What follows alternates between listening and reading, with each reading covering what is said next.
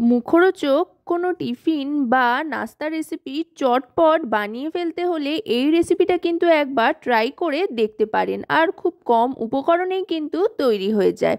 এর জন্য লাগবে একটা গাজর, একটা আলু আর দুটো ডিম। প্রথমেই গাজর আর আলুর ভালো করে খোসা ছাড়িয়ে ধুয়ে নিয়ে গ্রেট করে নিতে হবে। চাইলে মিহি করে কুচিয়ে নিতে পারেন, তবে গ্রেট করে নিলে কিন্তু অনেক বেশি সুবিধা হয়। আলু আর গাজর দুটোই একেবারে মিহি করে গ্রেট করে নিয়েছি।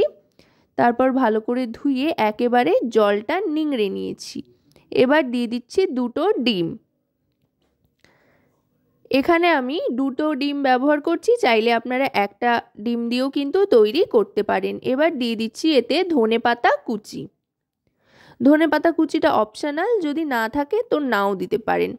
এবার দিয়ে দিচ্ছি পেঁয়াজ আর লঙ্কা কুচি। পেঁয়াজটাও দেখুন বন্ধুরা, আমি কিন্তু একেবারে মিহি করে কেটে নিয়েছি। এটা কিন্তু অনেকটাই মিনি অমলেটের মতো খেতে হয়, খেতে কিন্তু দুর্দান্ত লাগে। ছোট থেকে বড় সকলেরই খুব পছন্দ হয় এই রেসিপিটা। এবার দিয়ে দিচ্ছি পরিমাণ মতো লবণ। এবার এর মধ্যে একে একে আপনারা আপনাদের পছন্দ মতো যে কোনো মশলা কিন্তু মেশাতে পারেন। এবার বাইন্ডিং এজেন্ট হিসেবে দিয়ে দিচ্ছি ময়দা 1 বাটি পরিমাণে। ময়দার পরিমাণটা ঘনত্ব অনুযায়ী বুঝে দিতে হবে ঠিকঠাক করে। এবার দিয়ে দিলাম হলুদ গুঁড়ো আর পরিমাণ মতো চিনি। আমি এখানে খুব বেশি মশলাপাতির ব্যবহার করছি না। আপনারা কিন্তু আপনাদের পছন্দ মতো যে কোনো ফ্লেভারের মশলা বা হার্বস ব্যবহার করতেই পারেন, তাতে স্বাদ বাড়বে বই কমবে না। এবার ভালো করে এটাকে মাখিয়ে নিচ্ছি সবটাকে একসাথে। ময়দার যদি প্রয়োজন হয় তো পরে আরেকটু মেশানো যাবে, তবে প্রথমে কিন্তু মাখিয়ে নিতে হবে। দেখুন এইভাবে আমি গোটাটা মাখিয়ে নিয়েছি। এবার দিয়ে দিচ্ছি ম্যাগি মশলা।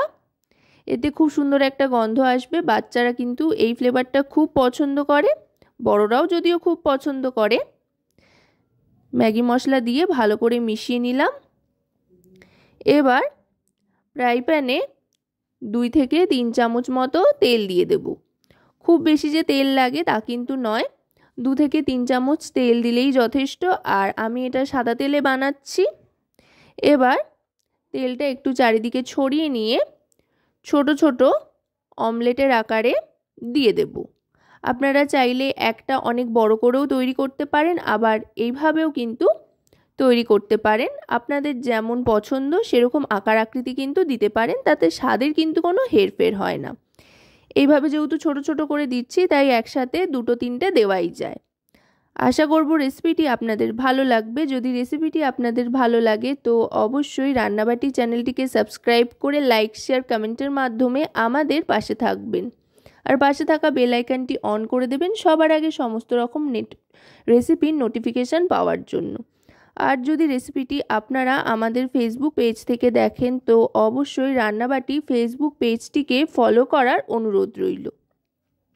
আপনাদের একটা লাইক, শেয়ার, কমেন্ট কিন্তু আমাদের অনেক অনেক উৎসাহিত করে নতুন নতুন ভিডিও তৈরি করার জন্য। তাই লাইক, শেয়ার, সাবস্ক্রাইব করে আমাদের পাশে থাকুন। দেখুন কথায় কথায় কিন্তু একটা পিঠ বেশ সুন্দর ভাজা হয়ে গিয়েছে। এবার আস্তে আস্তে উল্টে দিচ্ছি। গ্যাসের ফ্লেমটা কিন্তু মিডিয়াম টু হাইতে রেখে পুরো রেসিপিটা তৈরি করতে হবে। খুব চটজলদি তৈরিও হয়ে যায় আর খুব মুখরোচক হয়। খুব বেশি যে তেল লাগে তাও কিন্তু নয়। বাচ্চাদের টিফিনে এই রেসিপিটা চটপট কিন্তু তৈরি করে দেওয়া যেতে পারে, আর বাচ্চারা খুব খুশিও হবে। টিফিন বক্স ফাঁকা করেই বাড়িতে আসবে। দেখুন এতে করে কিন্তু ডিমের সাথে আপনারা অনেক সবজিও ব্যবহার করতে পারছেন। এইভাবে দুটো পিঠ সমানভাবে লালচে করে ভেজে নিতে হবে। 2 পিঠ সমানভাবে ভেজে নিয়ে দেখুন খুব সুন্দর একটা টেক্সচার কিন্তু চলে এসছে এপিট ওপিট করে ভেজে। এবার এটা আস্তে আস্তে সার্ভ করে দেব। এগুলো কিন্তু শুধু শুধু খেতেও অসাধারণ লাগে। আপনারা চাইলে যে কোনো কেচাপ বা সস এর সাথে ব্যবহার করতে পারেন।